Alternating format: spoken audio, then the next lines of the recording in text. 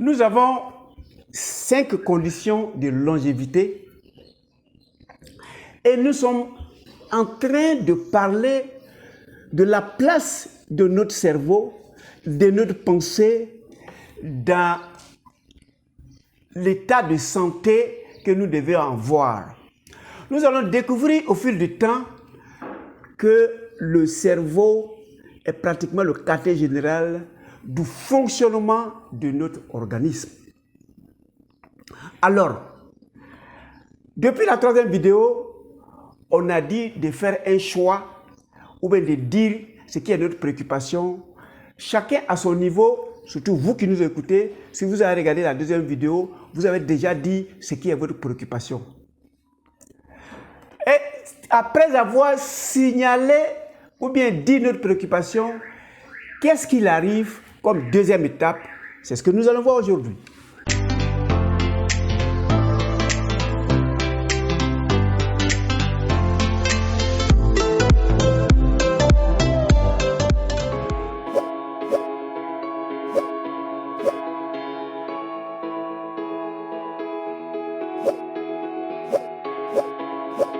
Bienvenue à Objectif Santé, votre chaîne de bien-être, qui vous permettra de pouvoir maîtriser ou discipliner votre pensée afin de pouvoir ordonner votre volonté à votre organisme, surtout avoir une santé financière, avoir une santé mentale et avoir une santé physique.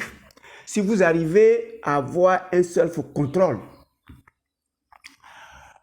Depuis la 2e vidéo, chacun a dit ce qui est sa préoccupation. Et lorsque tu arrives à dire ce qui est ta préoccupation, il y a 2 problèmes posés. Toujours. Quel que soit votre tonne de problème, quelle que soit votre quantité de ce que vous allez égrener, il n'y a que 2 problèmes existants.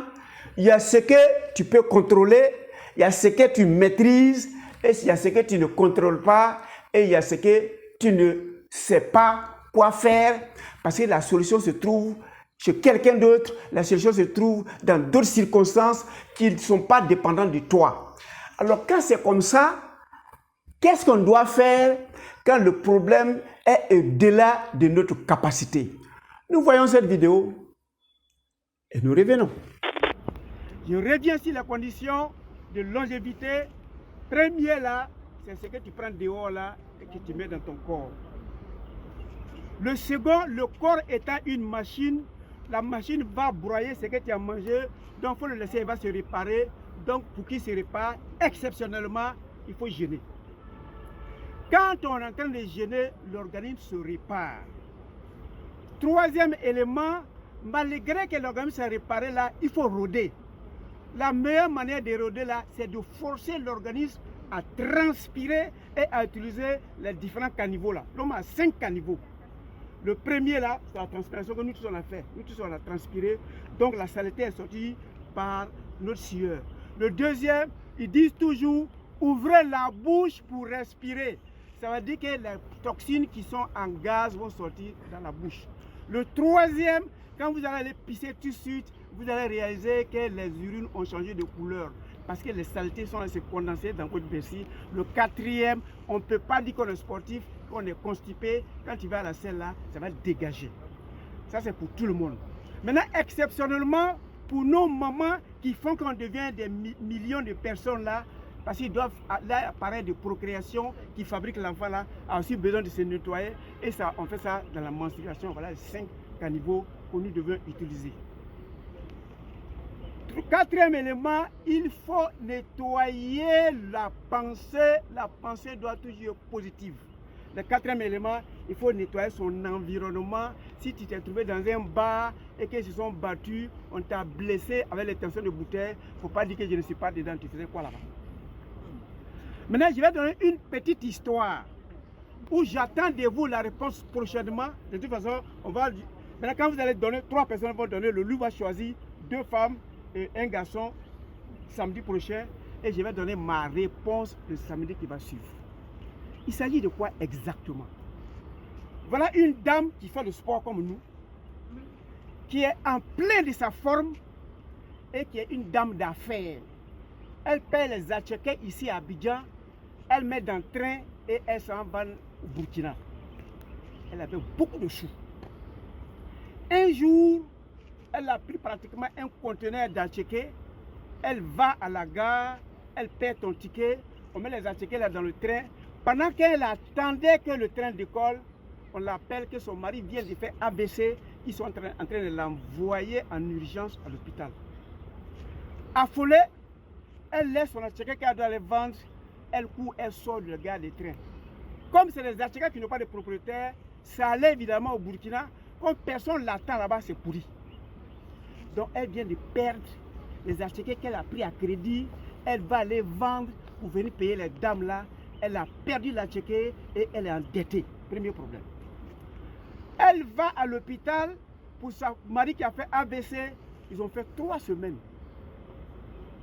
Troisième semaine, pendant les 3 semaines, tout l'argent qu'elle avait là, elle a pris pour payer les médicaments, elle a pris pour payer les consultations, elle a pris pour payer les analyses, elle a pris pour payer la chambre et son argent est fini à l'hôpital là-bas. Deuxième problème, elle a crédit, l'argent qu'elle avait de liquidité, c'est fini. Troisième semaine, son mari est mort, donc elle a perdu son mari. Elle a perdu son atcheka, elle a perdu son argent à l'hôpital, elle a perdu son mari à l'hôpital. Elle vient, elle s'en va maintenant s'endetter une deuxième fois pour faire le funérail de son mari.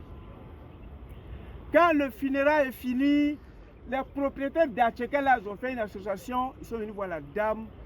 Nous là, vraiment, Yako, tu as perdu ton mari, mais c'est notre argent, on attend pour mettre nos enfants à l'école, c'est notre argent, on attend pour repérer nos maniocs pour faire, il faut que tu payes notre argent.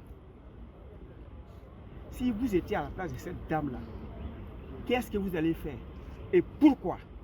Maintenant, les 5 éléments qu'on a donnés là, selon vous, l'histoire là, ça se met où? Vous répondez. Enregistrez, hein? Andjoula là, lui va dire tout ça, vous enregistrez, on va écouter. Comment... Alors, voilà un cas pratique. La dame, qui est femme d'affaires, a dû laisser toutes ses marchandises à la gare du train, a couru aller à l'hôpital où son mari était interné et elle est restée là-bas en train de suivre les médecins en train de travailler. Donc, à partir de l'instant où elle avait reçu le téléphone, elle devait avoir un comportement que vous deviez atteindre. Le problème qui est posé là, je peux solutionner quoi et qu'est-ce qui est au-delà de mes capacités. Depuis la gare, elle devait prendre une décision responsable. Mes marchandises sont dans le train. J'ai 3 choix. Ou bien j'appelle mes partenaires qui sont de l'autre côté, à qui j'étais en train d'envoyer les marchandises. Je les appelle et je leur dis, votre marchandise est dans le train. Cette fois, je ne l'accompagne pas parce que je suis préoccupé à l'état de santé de mon mari. Réceptionné, et je vais aller faire l'encaissement après, où vous m'envoyez ce que vous me devez. Ça, c'était de son pouvoir. Second élément, carrément, elle descend les marchandises. Elle avait le pouvoir de descendre les marchandises. Troisième élément, elle pouvait voir un de ses partenaires locaux faire accompagner le colis pour que le colis aille. Ils vont livrer au client, il va réceptionner l'argent et il revient. Ça, c'était à son pouvoir. Tu laisses tomber ça dans la précipitation parce que tu as perdu ton contrôle, tu cours, tu vas à l'hôpital. Mais tu avais fait quoi exactement? Quelqu'un qui est aux urgences médicales, dont tu n'as même pas accès à la salle, tu viens tout juste livrer ce dont ils ont besoin pour ton mari, tu laisses tes marchandises, tu cours, tu viens t'asseoir, pendant qu'ils sont en train de travailler à l'intérieur, tu attends. Mais tu attends quoi? À partir de l'instant, quand quelque chose dépasse ton pouvoir, dépasse ton contrôle, il faut lâcher prise. Celui qui fait, tu ne peux rien changer, tu ne peux rien ajouter, tu ne peux rien enlever, mais tu n'arrêtes pas ce que tu peux faire pour aller t'asseoir quelque part où tu ne peux rien faire. Et c'est en ce sens, beaucoup s'asseyent dans la maison, ils ont la main sous le menton en train de réfléchir sur les problèmes dont ils n'ont pas la solution. Mais si toi tu réfléchis sur un problème dont la solution ne se trouvera pas de ta pensée, tu vas de plus en plus t'enfoncer parce qu'aucune réflexion, assis dans son petit coin, en train de ruminer, en train d'être triste, ou bien en train de pleurer, ou bien en train de se nerver, tu ne trouveras pas la solution dedans. Il faut regarder dans le problème. Ce que tu peux choisir, tu le fais. Ce que tu ne peux pas choisir, tu lâches prise. Parce que si tu t'occupes de ça, tu ne feras pas ce que tu peux faire, alors que ce que tu veux faire, tu n'en as pas les aptitudes, tu n'en as pas les possibilités et tu vas t'enfoncer.